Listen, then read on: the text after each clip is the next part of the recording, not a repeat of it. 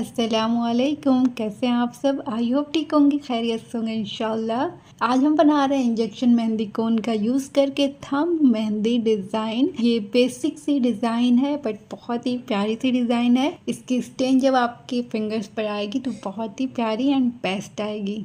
आप injection mehndi cone का use करके अगर कोई भी डिज़ाइन बना रहे हैं तो ऐसा नहीं है कि बहुत प्रॉब्लम होगी। ये बहुत ही इजीली वर्क करता है। ये बहुत ही इसकी फ्लोनेस जो है मेहंदी कोन जो हम यूज़ करते हैं उसके अकॉर्डिंग थोड़ी सी फास्ट है एंड रिज़ल्ट भी इसका बेस्ट है। आप देख सकते हो ये बहुत ही जल्दी जल्दी हमारी मेहंदी डिज़ाइंस कंप्लीट हो जाती है इसका यूज़ करके एंड रिज़ल्ट भी बेस्ट होता है अल्हम्दुलिल्लाह।